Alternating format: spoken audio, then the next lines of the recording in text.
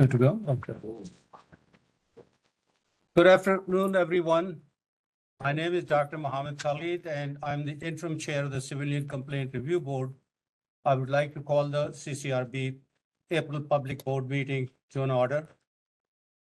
Thank you for all joining us. Would the board please introduce themselves? Herman Merritt, City Council designee from Brooklyn. Joe Fox, Police Commissioner Designee. Jonathan Darsh, I use he, him pronouns, and I'm the Executive Director of the agency. Esmeralda Simmons, I'm the appointee of the Public Advocate. I hail from Bed-Stuy, Brooklyn. Hugh Hogan, City Council Designee, Southeast Queens. June Northern, mayor appointee from Brooklyn. Thank you. Can John and Shireen introduce yourself? Yes, good afternoon, John Siegel. I'm a mayoral appointee. Good afternoon, Shireen Crawford. I also am a mayoral appointee. Thank you all. Seeing as we do not have quorum, we will push the approval of the March minutes to the next month. First and foremost, I would like to thank Commissioner Raymond and the staff at the Oath for hosting us this afternoon. I would like to provide an update on the disciplinary case against Officer Wayne Isaac. Last month, the appellate court ruled to reseal the record from his 2017 criminal trial, reversing a previous decision that had granted the CCRB access. While this limits our ability to review those documents, the agency remains committed to moving forward with the disciplinary trial. We understand the frustration this decision has caused, particularly for Delron Small's family, and we will continue pursue justice. Scaling status should serve as a tool to protect the civil liberties of those convicted of crimes, not as a means by which members of the service can evade accountability. There are currently two bills addressing the issue of scaling status in the state legislature. Senate bill is S4966, sponsored by the Senator Jamal T. Bailey, and Assembly Bill A00292, sponsored by the Assembly member Catalina Cruz. I strongly urge our state legislature to move swiftly and pass these crucial bills. Last week, the City Council released its response to the Mayor FY26 preliminary budget report and the fiscal 2025 preliminary Mayor's management report.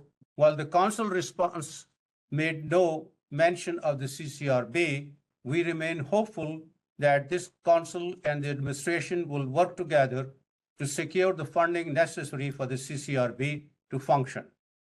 I would like to take this time to call on the Mayor's office and the members of the City Council to continue to push the support for the CCRB, and in doing so, continue to invest in the rights of all New Yorkers to effective and independent civilian oversight. Now I will ask our Executive Director, Jonathan Darsh, to give all agencies update. John. Good afternoon, everyone. I'd like to begin by acknowledging the Trans Day of Visibility, which was on March 31st.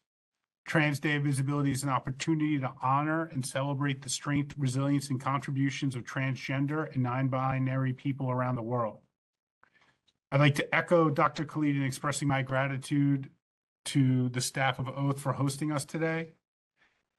Our office is open for walk-in complaints, but it is also possible to file complaints online at nyc.gov/CCRB complaint, by telephone at 1-800-341-2272, by dialing 311, or by tagging the agency on Twitter, Facebook, and Instagram.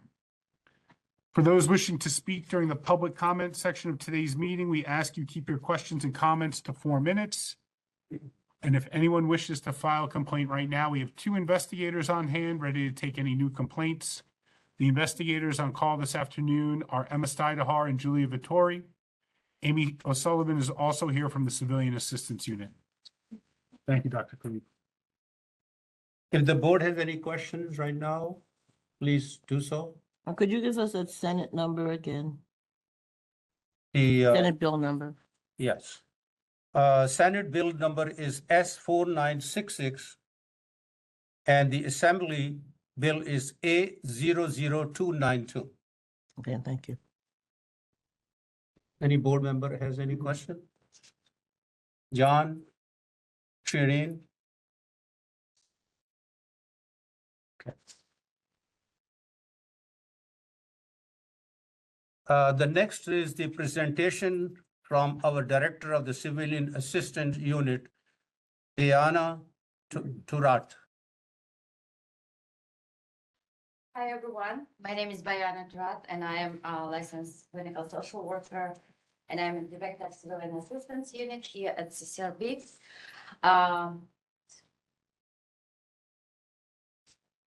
The CCRB Civilian Assistance Unit was established in 2019, and it was created to help civilians who are in need of social services. And it happened after there's a little bit of echo. Okay. So it provides free and confidential program that pairs civilians with the advocates who use trauma-informed and victim-centered approach to help civilians to connect with city resources, with different community providers, and we try to help them to resolve their social services needs, like helping them to connect to health insurance, financial issues, other legal issues, immigration. So any social services need they have, we connect them with the providers in the community. So here, briefly, is the history of Civilian Assistance Unit. In 2019, as you all know, CCRB was granted the jurisdiction to investigate sexual misconduct allegations. At the time when it happened, CCRB staff realized that the victims of those cases are severely traumatized. That's why it was determined that we need a new unit that will be equipped with the qualified professionals who will be assisting those civilians. So the name of the unit was a Civilian Witness Assistance Unit, which after I was hired at the end of 2019 was changed to Civilian Assistance Unit, because we decided that we don't have to specify that witness or civilian or victim. Yeah. And also, at the time I joined the CCRB, I conducted a brief needs assessment that determined that not only victims of sexual misconduct are traumatized, actually all civilians who had negative interactions with the members of NYPD have some kind of trauma or other social needs to some extent. That's why we decided that we will work with all civilians. And as you know, during pandemic in 2020, it delayed the implementation of our unit. So we were able to hire advocates, two full-time advocates only in the middle of 2021. And in June, they started taking cases. In 2022, we applied for VOCA grant and were able to get funding for 2 additional full-time advocates as well as part-time therapists. In 2023, we were able to hire 2 full-time advocates and a part-time therapist. So we, in our work with civilians, we apply victim service principles that are about understanding power and control, using victim-centered approach, providing emotional support, creating safety plans, being accessible and confidential, minimizing re-victimization. And at the end of my presentation, if you have any other questions, I'm more than happy to answer. So how referrals work to the Civilian Assistance Unit? So any civilian, due to limited number of my staff in my unit, we only take cases who have active case with CCRB. And those cases can be referred to us at any point during the investigation, or maybe at the time when they are already working with mediation or our prosecution unit. Any unit, any member of CCRB, any staff member can refer case to us, and cases including phase 2 sexual misconduct are automatically referred to us. Our services in our unit are separated from other units. All the information we capture is confidential. We don't share it with other units, and our staff do not influence any investigation process. And we only disclose any information that a civilian share with us if they consent and they request so. So services we provide. We are one advocate always, at least one advocate always available here at all public board meetings. Today is Amy O'Sullivan who covers it. Advocates also can accompany the civilians to investigative interviews, mediations, trials, and etc. if on their request within the CCRB facility. And we are always available for any walk-ins, and our part-time therapists provide short-term crisis intervention to those civilians who request his or her service. So we also do referrals to external providers, and we used web-based platform, which is called Unite Us. So I also know that some of the mayoral programs also use this platform where we can track what happened with our referrals. And we also provide printouts, like hard copy of all the service providers in the community. Here, I just wanted to share some stats of our unit. So we started receiving cases in 2021. It was like 105. Then as you can see, the cases are increasing, and already in 2024, we have almost like 8 times more number of cases that increased. So our achievements, we received $500,000 over the course of 3 years WOPA grant. We have applied for another grant within Department of Justice. We're still waiting for the result. Then we, from the grant funds, we were able to fund those 6 FETI trainings for 6 investigators. And then we also, since our current grant will end, will finish at the end of this year, we applied for a new one this March. And other achievements. So 3 of our CAU staff members were trained on non-violent crisis intervention training. So which gives us the right to train not only within the CCRB, but we can provide those trainings to outside public as well. So we also, during COVID shutdown, we hosted a series of staff support workshops, and we constantly have at least 1 intern in our unit. So far, we were able to train and collaborate with 2 master's levels interns and 3 undergraduates. So currently, we have 1. So what we are looking forward? We are looking forward to advocate for increased budget and headcount for our unit, expand services provided by civilian assistance unit, explore other funding sources, and invest in staff development. So this is pretty much briefly about civilian assistance unit here at CCRB. If you have any questions, I'm ready to answer. I have a The question. board member has any question? I have a question. Go ahead. Explain the process by which a civilian is referred to your unit. So let's say if, I will give you an example, let's say if civilian came to file a complaint, and during initial intake, while they're talking to investigator, they identify that they are having problem, let's say with depression, or they have problem with accessing healthcare, or they are having problem with immigration. So any problem they identify, and at the time of the intake, investigators usually make brief presentation about CAU. They say, hey, we have this unit that provides social services assistance, and if you're interested, I'll make this referral. And if they're interested, they make this referral, and then we'll take the case and we start from there. And the folks, the civilians, are they eligible for crime victim services? That agency services? We do. We actually closely working with State Department of Victim Services because since our victims are quite unique and they don't fit this group of regular victim, we're working closely with them to develop a new criteria that will fit our victims. And that's a city agency as well? It's a state agency, Yeah. but that's not who she's working. Victim compensation benefit only given to by the state. Okay. That's why we Yeah, thank you. I'm A.U. Hogan. Question.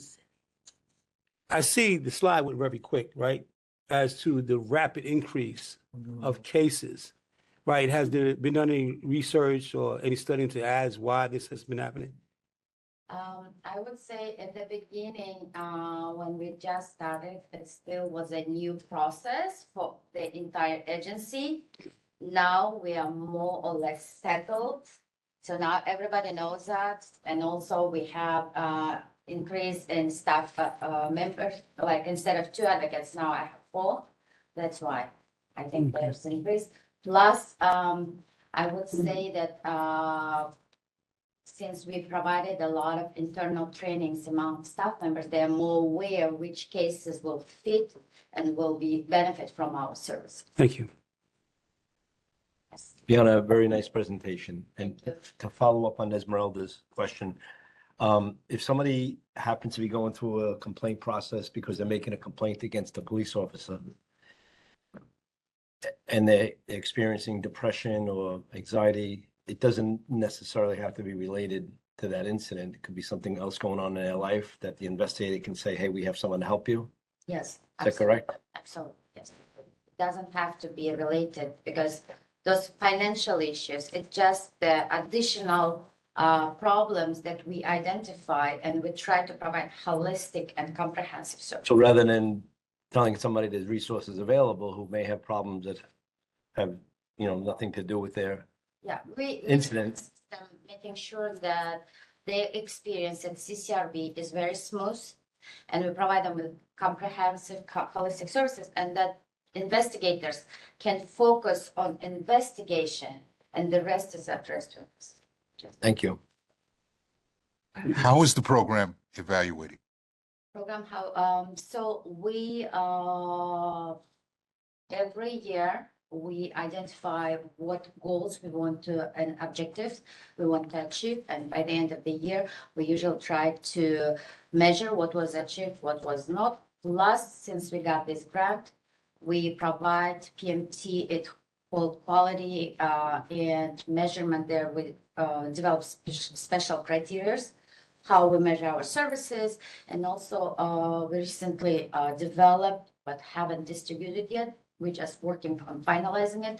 The customer satisfaction survey that will be distributed among our civilians just to assess what our services, what they think about us, as well as our main customers, internal customers, our staff. How does the public know about this part of the CCRB, this unit that, we are able to help them? We have information on our website Mm-hmm. about us, plus our outreach team. When they do outreach, they also share, we have brochures in different languages that they provide to our public. Thank you. Props in the back. Exactly, right. Thank you, Prince. Oftentimes here, we hear a lot of people who talk about sexual abuse in an open public meeting. So if we have an investigator that's a part of the audience, what happens when that person come forth? Like, is this an action on your part? Usually, as mentioned before in my presentation, if the case, the allegation was determined as a sexual, it will be automatically referred to us, yes, and we start working and we do our assessment on our part, trying to determine which services. So the question would be, I got that, I'm sorry, but so in the future, if someone come to the public meeting and they have any allegations of whatever, just like if they want to file a case now, will they be able to do that with you? I guess is.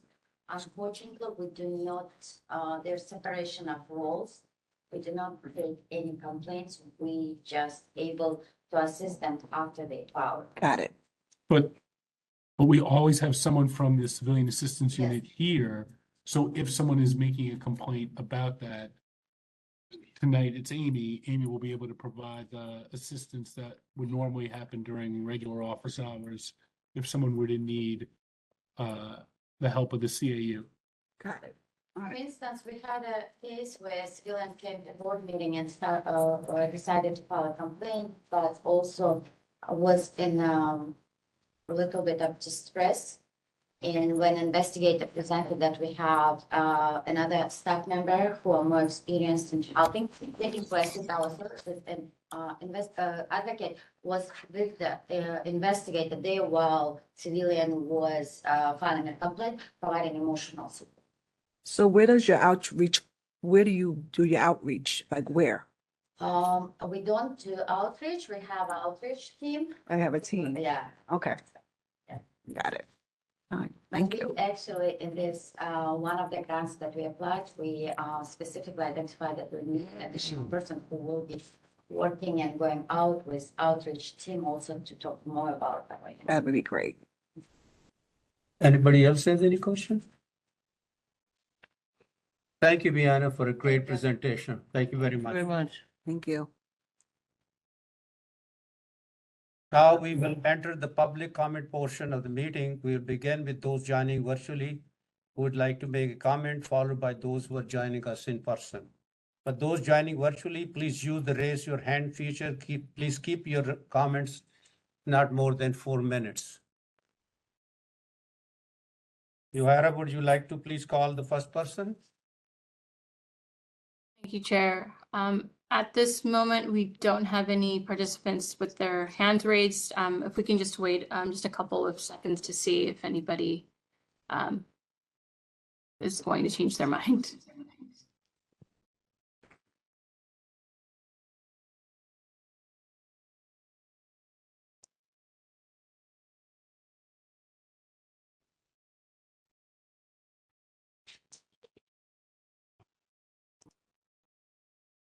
It looks like no one online would like to speak. Okay, thank you very much. For those joining us in person and interested in making public comment, please line up behind the podium. Please keep your comments to 4 minutes. Mr. Michael Myers, welcome, and we miss you. Believe it or not, I was on vacation. Right. There's no I vacation. hope you had a good time. I had a great time. Oh, good, excellent. Every time I'm out of this room, I'm on vacation. My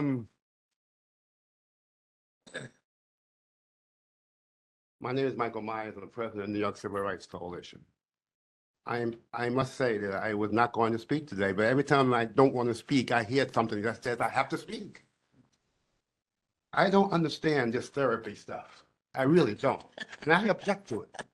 This agency is not a therapeutic agency. You got how many hospitals and how many psychiatrists and psychologists in this city who can help people who have therapeutic problems? This agency is not for that. This is a legal agency.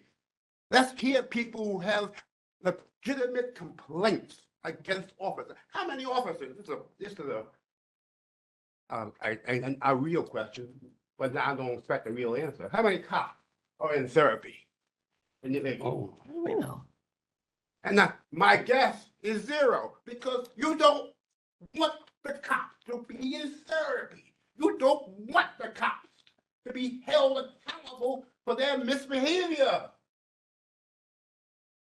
God, how many times must you say the same thing over and over and over? And every meeting, there's somebody coming with a new plan, a new action, a new program for funding. The hell with this funding. You already funded. The city council came through for you and gave you the money, not to do therapy. My God. I have to say, I come to a meeting and so many people who are not here to even be present for a quorum. And I don't hear anybody saying, if you can't come to meetings, resign. These meetings are too important not to be able to come to meetings, monthly meetings. My God, if you can't come to a meeting, get the hell off the board. Please get off the board. And there are seats here for other people who will come. I'm running out of my 4 minutes already because I'm really upset now. But I have to say this about this new police commissioner. Can't believe we don't have a quorum here today, but this new police commissioner, I see all the press, the AM New York, Metro. She gets good press, good publicity. I don't know why, but so does the mayor. He gets good publicity too. I don't know why, but he gets it. So, but I'm not impressed with her. And I gave her the benefit of the doubt because of her name and because I know the family. But I don't see her doing anything about coming to the meetings of the CCRB. Has she ever been here in my 2 months away? Has she been here yet? Have you invited her to speak to you so she can eyeball you and you can eyeball her?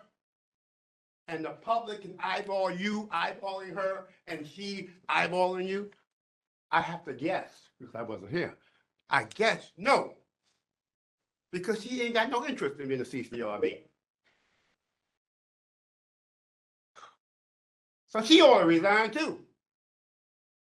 Because she can't be a police commissioner for the police. She has to be a commissioner who is responsible and accountable to a responsible and accountable mayor. That's another thing. He got off. He got the charges dismissed. He's happy. Happy go lucky. He got his charges dismissed. But it ain't dismissed in my mind. I shall remember. The voters should remember. He got to get the hell out of here and get out almost immediately. I know he doesn't have the decency to resign. So we have to get rid of him. So finally, in my last minute,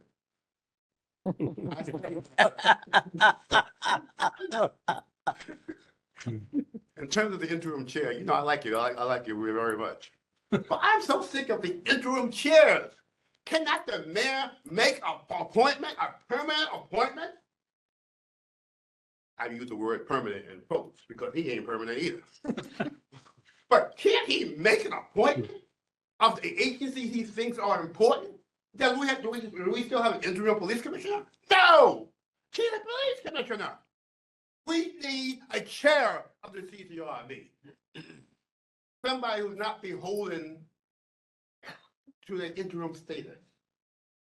I mean, this is ridiculous now. How come I'm the only one who gets upset? I'm the only one who gets angry at this nonsense. Okay, before they call a therapist in for me, I'm finished. Thank you, Mr. Myers. Noted everything you said. Anybody else? Yes. Welcome. Thank you. I share his concerns about Your interim name, chair. please.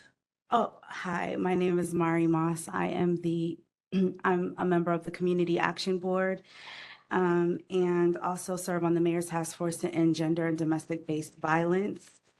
I share some of his concerns, but anyway, I'll get to that. I just wanted to thank this board for acknowledging the life and legacy of Dr. Hazel Dukes last month, which was Women's History Month.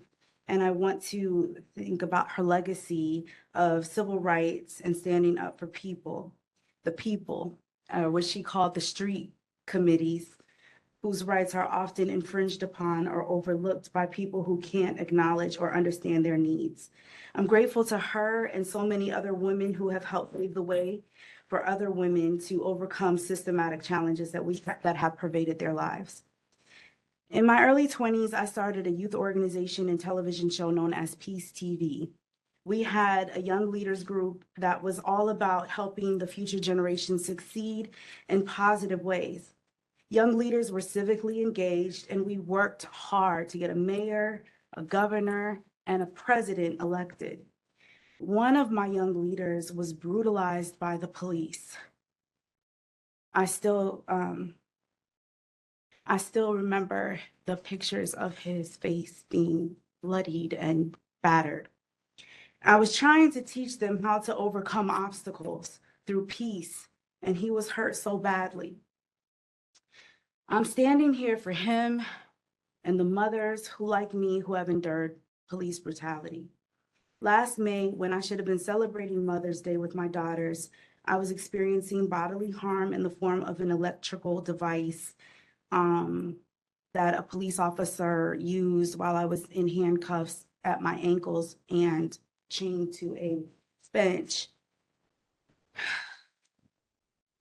And I would like to see accelerated review and support for women dealing with domestic violence.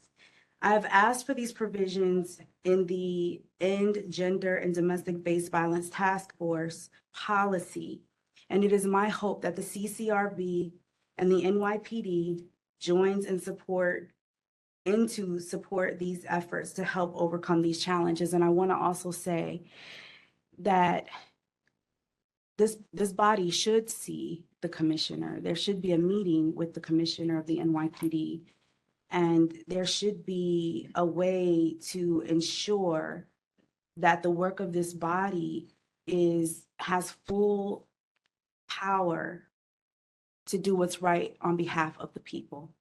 Thank you. Thank you for your presentation. Thank you very much. Anybody next? I have a comment. Oh, sure. I'd just like to thank you so much for your presentation and for emphasizing the need for the Civilian Assistance Unit.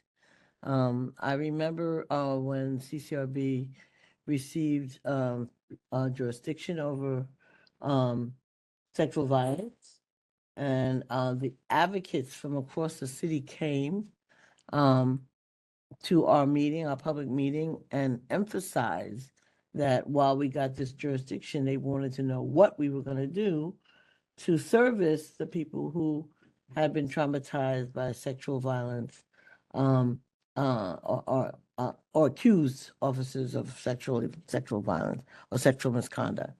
And we assured them that administration, the state administration and the board assured them that we're going to have a unit that was going to deal with that and provide such services as necessary. I'm glad that we've kept our word and that the services are being provided as best we can. I think it's absolutely necessary. And I think that while our agency's job is to adjudicate instances of accusations of police misconduct, it's also our responsibility to make sure that those persons who make those allegations are serviced as well and do not are not unnecessarily damaged by our process. So I thank the unit. I disagree with our friend Michael Myers about the necessity of this. And I actually believe that therapy, I think that all police officers should have a therapist with the trauma that they go through. I don't know why that's not provided. Maybe we'd have less allegations if that were provided. And I'm not saying it's not provided. It may be. I'm not intimate with the workings of the police department, but I hope it is provided to them because the trauma that they day-to-day existence, what they have to see and do and see, do, hear, and it repetitively has to have its effect. And everybody who knows anything about wartime trauma talks about that. So I do hope that they do get that service as well as people who make allegations of misconduct. Yeah. Yay, yay Thank you. for therapy. Please go. Yeah, so I just want to note, and for record, the importance of having the CAU. One of the things that, my colleague Fox had mentioned, that there's two things that happen during altercations, something called current stress disorder, right?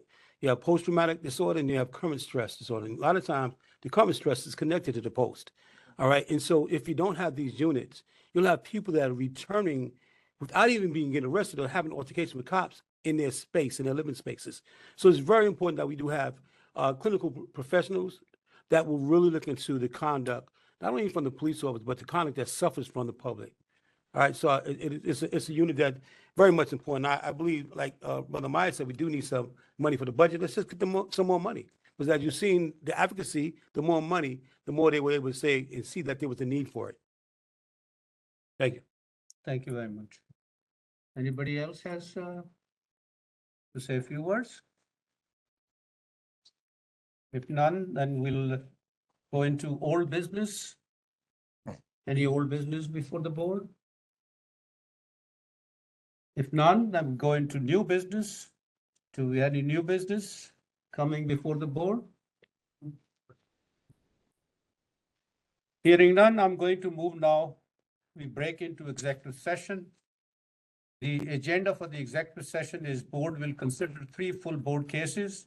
The executive director will discuss pending personal actions and the general counsel will provide update regarding pending litigation.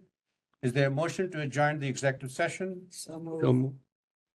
Do I have a second? Second. This meeting is adjourned now into Thank you executive for session. coming. Thank you all. Thank you.